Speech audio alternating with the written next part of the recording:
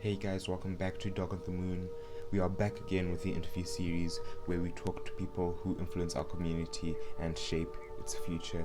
Today we are interviewing the one and only Lofi Tigers, also known as Dave, and we are also interviewing NRG, also known as Fede. And I hope you enjoy it.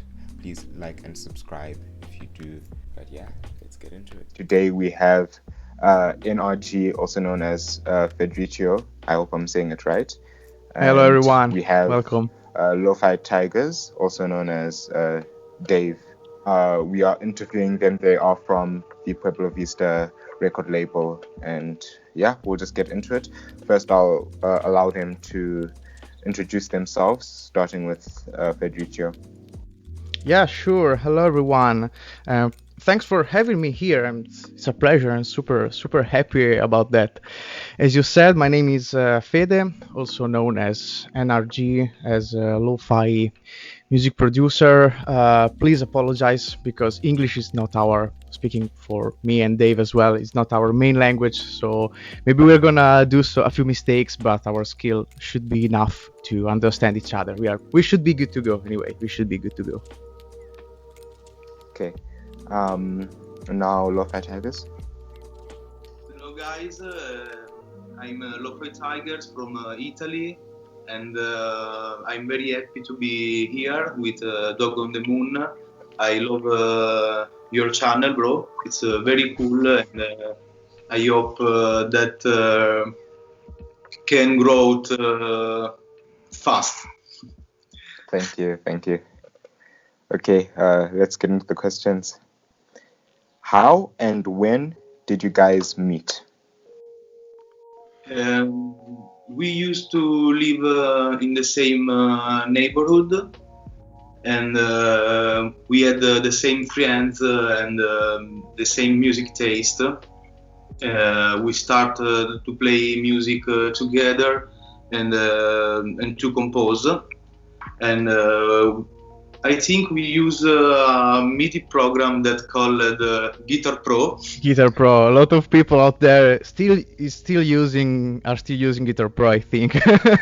But we were more into like rock music, metal music back in times. We met the first time when we were like 14, maybe 15. We both starting playing our own instruments. I'm a drummer, and Dave here is a super talented guitar player. And back in times, we got some friends in common who wanted to make a band, and yeah, we joined the same band. And actually, my very first, it was a like punk rock metal band. But you know what? Actually, my very first live show was with this guy right here, Dave. Then during the years we tried to play again together, but we failed every time because we were super busy with our jobs and stuff. Yeah.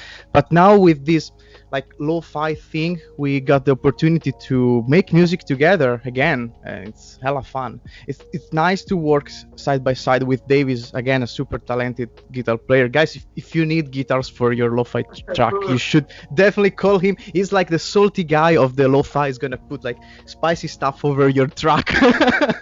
No collab for 6 months. That's it. 14 years ago, man. Like 15 years ago at least, I think. So when did you guys start making music? I think that I started, yeah, when I started play drums as well when I was 14, but that was another kind of music again. I was trying to make like metal stuff. Then during the years, I also tried to make some kind of drum and bass and dubstep stuff. Then 4 years ago, I was playing around with some chops with some stuff, and I found the process behind lo-fi track pretty fun to me. So I started making this kind of music like 3, maybe 4 years ago. Okay, and for you, Dave? I started when I was 10, I think, and my father bought to me my first guitar, and then I moved from Sicily to Rimini, and I meet a lot of musicians. and we create my very first cover band, and I also used to play punk rock, metal music, and guess who was the drummer? Federico himself. I have also a post-rock metal band that called Deadly Carnage, and another solo experimental ambient noise music that called Wear and Tear. Through this, I made a lot of live concert all over the Italy, and I composed over 50 studio albums, and I collaborate with many labels all over the world, and all this He's a super backup. busy guy. All this backup give me the experience to make a completely new kind of music for me, like lo-fi and chill. Oh, that's a lot. Wow. Really new for me in this music. In 2 years, I listened to lo-fi 2 years ago Okay. for the first time. And then that's when the obsession started, basically. Yes. Okay, cool. What was the deciding factor when you guys chose to publish most of your music, especially your lo-fi, through Pueblo Vista? The good guy called Paul. Yes. Well, I think there are like 3 main reasons, maybe. Well, the first one is that back in times, when I first released my first track with Pueblo Vista, I just got a very poor SoundCloud page with a couple of tracks in it, and I wasn't even on Spotify, Apple Music. I got no numbers, nothing. But he decided to release my tracks, and I do really respect it because he believed in me somehow. It's much easier to get a release with someone if you already got numbers, you know.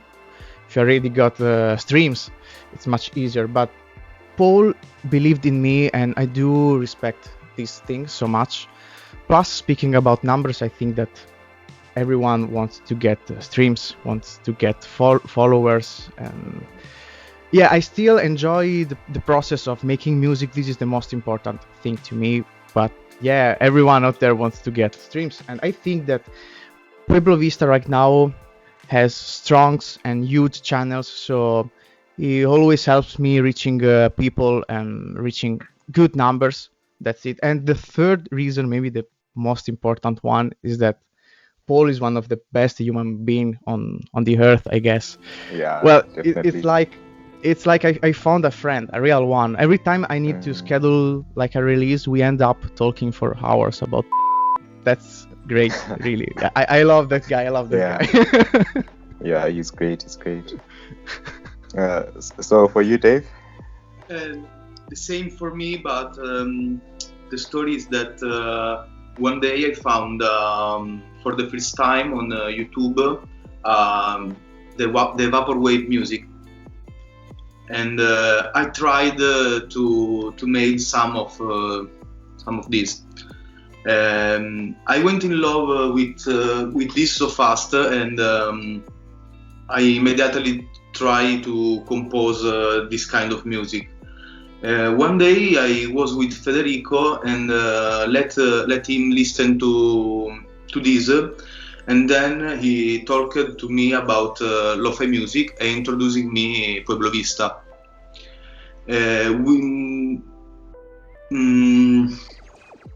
I think I sent to Pueblo Vista my first demo. It's an EP, 4 tracks, and we immediately create a feeling with Paul, and he liked my music. And everything started like this. He was one of the best guy to trust of, and it was a pleasure to me to give the 19% of my music. The most important thing is that Pueblo Vista is the first big label to give me the possibility to release something, and also help me day by day to understand all the Lofi music world, and this is a huge thing because the most of the big labels don't ever answer you, and I'm really happy about this. Mm, Yeah, he always gave us very good tips about almost everything. As I yes, said, super cool guy, very nice friend. all every day, and I meet his family. He's a real friends. He's a real friends. That's cool, man. What are your biggest aspirations when it comes to your music career? I think that Dave got a better probably answer than me, because speaking about Lofi music, I don't want to set any goal, any stuff. Like I want to keep things less stressful possible. I'm more than happy about the result I got right now. Let's see in the future. Right now, the most important thing to me is enjoying the making process. I still want to enjoy it. I don't want to think about goals, about numbers. That's it. But I think that if I know Dave pretty well, he got another answer for that.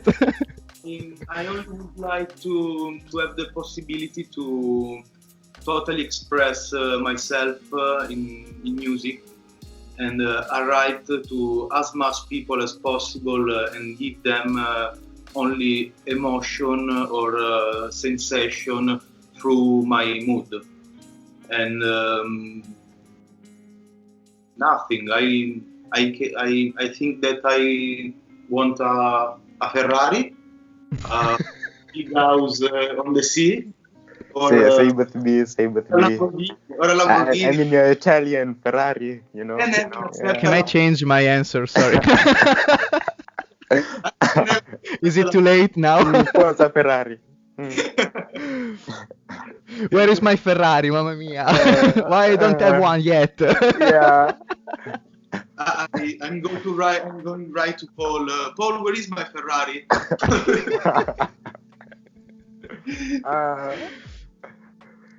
Okay. Who do you respect the most in the lo-fi community? Whether it's just a record label owner or a fan or something. Well, man, I don't know. I do respect. Like I used to. I follow a lot of beat makers, like on Instagram, Twitter, wherever. When I surf through the stories, I saw a lot of very great beat makers doing like very tough jobs, full-time jobs, and then spend like the rest of the night making beats, which is something I do really respect a lot. Like Dave here, he got a super tough full day job, and then for the rest of the night, I think that you can confirm that, Dave, you spend the rest of the night in making beats. This is what I do really respect so much. It's not easy. Hopefully I got a lot of free time, so when I see someone that have to deal with a full day job and make beats, and I mean high quality beats, it's something I do really respect so much. And Paul. Yeah, he's like he got like two full-time jobs. I think he got his own job, he got a family, which is another job, and then he have to follow the Pueblo Vista stuff, and he's a great photographer. That's it. I saw a lot of people doing many things at the same time, and I don't know how they can schedule stuff properly and make great beats at the same time. Yes, cool. Oh, I think the community is very active, and there are a lot of video maker, designer, writers. Most of the guys are very helpful and friendly. So I think it's already perfect like this. Um, all the beat makers are always happy to share and talk about their beat, and I think it's perfect. With some of them, we haven't talked about personal and life things. I think it's very perfect for now. Can you see yourself doing music as a full-time job? This is a weird question to me actually, because right now music is my full-time job, but I am a professional metal drummer, which is my main job. And before the COVID thing, my job was like touring around the world, writing drum parts and recording drum parts. But if I want to see the future in a very positive way, I see myself still doing my job, that I really love my job actually. Meanwhile, making beats, why not? I saw a lot of metal artists doing like producing music or working on art in general while on tour, because while you are touring you got a lot of free time. If you have, for example, to travel from a gig to another, it's gonna take days sometimes. You got a lot of free time, and why not? It would be great. It's like, hey, do you like this track? I made this one while I was in Berlin playing a festival. Or do you like that one? I made that one while I was traveling to Budapest, for example. This is how I wanna see my future, very positive way again. That would be great. Yes, bro, definitely yes.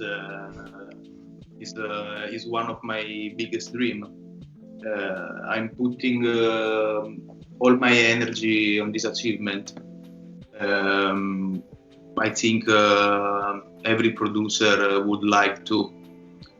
And during last 2 years, I didn't sleep very much. I really studied a lot and try to improve my skills day by day, and I'm happy about my growth and the results. But yes, it's one of my biggest dreams. Okay. You should sleep a bit more, but Yeah. sleep is important. Out of all of the music you have made, what is your favorite track? That's a very tough one. I don't know. Usually the last one you release is your favorite one, because it's supposed to be the last one you made. But you know what, the first track the very first track I made, probably 3 a.m. Coffee. Yeah, probably because I still remember like those feelings while I was making that track. It was super experimental. I didn't even know what I was about to make. Yeah, I will definitely say 3 a.m. Coffee, one of my first release ever. Okay.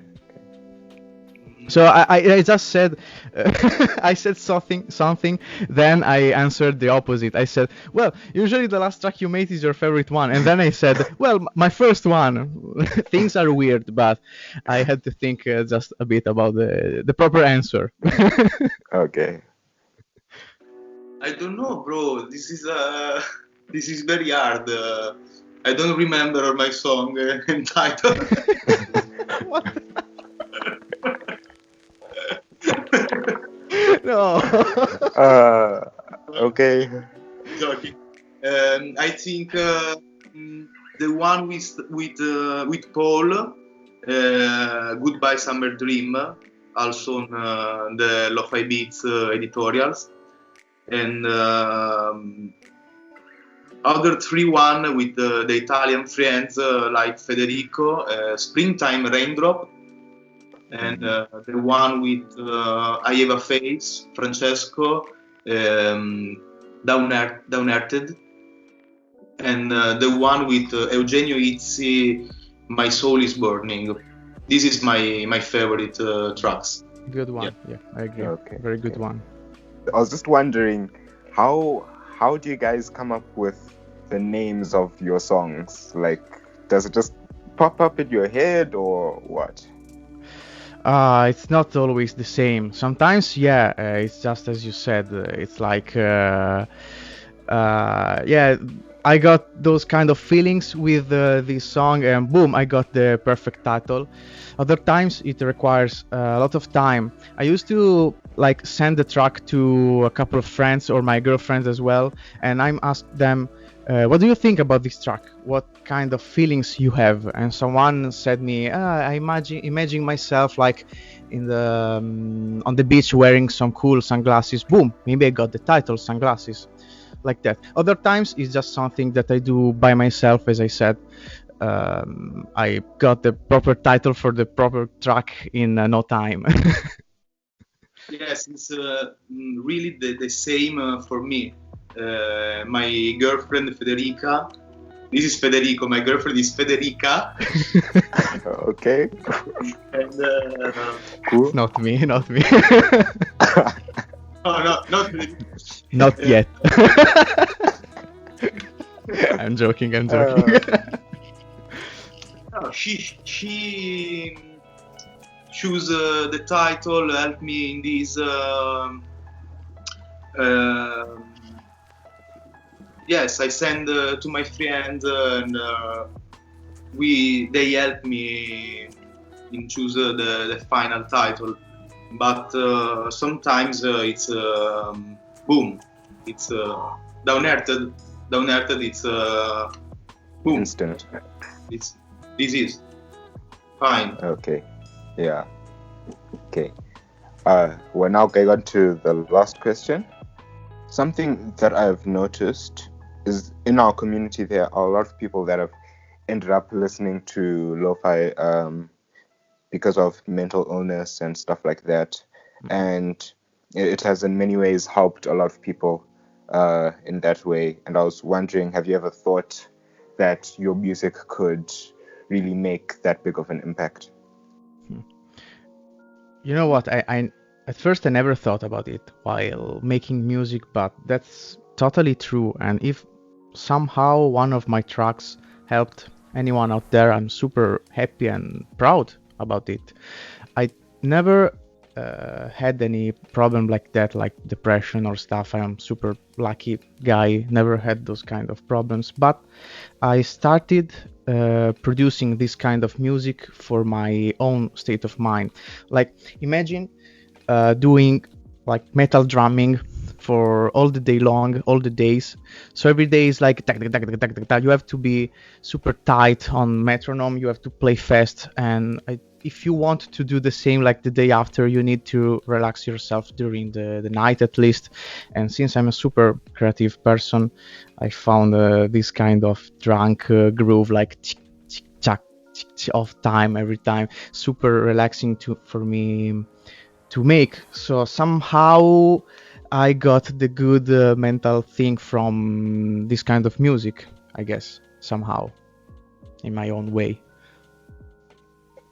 Yes, me, I also play metal music for 15 years, and I just have those band.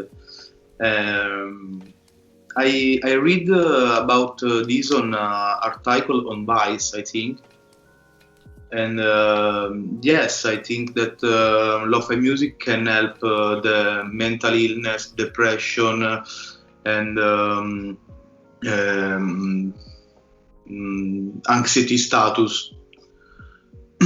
I tried this on myself, and I think it's a good way. I love it even for this. And as I said before, trying to help people is one of the reason that why I play this music. And I think it's one of the biggest aspiration for me. Yes, that's it. Okay. We're now done with the interview. Thank you guys for watching. I hope you enjoyed it. Please give Fede and Dave a round of applause. But, Thank you. Thanks again for having us here, and yeah, I'm looking forward to see even more interviews here on your channel. It's a pretty interesting thing. You should call even more producers. And you should subscribe to this channel. The button is down underneath here. You should click it for real now.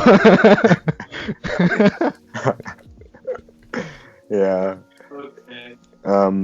But yeah, we do have more interviews coming with some another record label owner and a few more artists as well. So just stay and watch this space. But yeah, just like that, we're done. Bye. Ciao, ciao.